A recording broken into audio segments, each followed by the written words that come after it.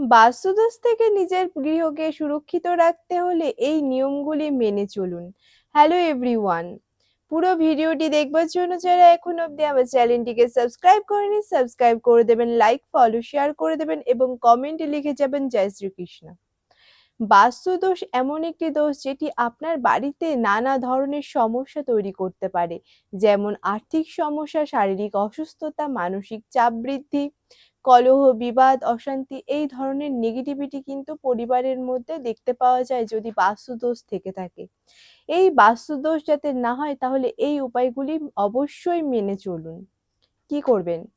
আপনার বাড়িতে যেন সদর দরজার আশেপাশে কোনো আবর্জনা বা নোংরা না থাকে, এই দিকে খেয়াল রাখবেন। সর্বদাই সদর দরজার সামনে বা আশেপাশে পরিষ্কার রাখার চেষ্টা করবেন। নাম্বার 2, যদি আপনি আপনার রান্নাঘরে কোনো ওষুধপত্র বা কীটনাশক, বিষ জাতীয় দ্রব্য রেখে থাকেন তাহলে এখনই সরিয়ে ফেলুন, কারণ এতে কিন্তু মারাত্মক বাস্তুদোষ দিয়ে থাকে।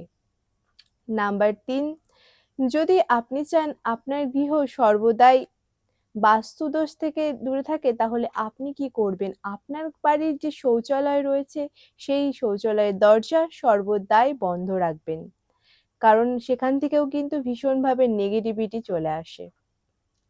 এরপরে চলে যাব, কি করবেন? আপনার এই বাস্তুদোষের হাত থেকে রক্ষা পাওয়ার জন্য কি করবেন? আপনার বাড়িতে যে কল রয়েছে সেই কলের গা বেয়ে যেন কোনো জল না পড়ে, তাহলে কিন্তু আর্থিক সমস্যা দেখা দিতে পারে। আর্থিক উন্নতির জন্য কি করবেন? একটি কাচের শিশিতে কিছুটা পরিমাণে লবণ ভরে নেবেন, নিয়ে আপনার বাড়ির উত্তর পূর্ব কোণে সেই শিশিটি রেখে দিন। এই নিয়মগুলো যদি মেনে চলতে পারেন তাহলে আপনার বাড়ি সর্বদাই পজিটিভ এনার্জিতে ভরে থাকবে এবং আপনার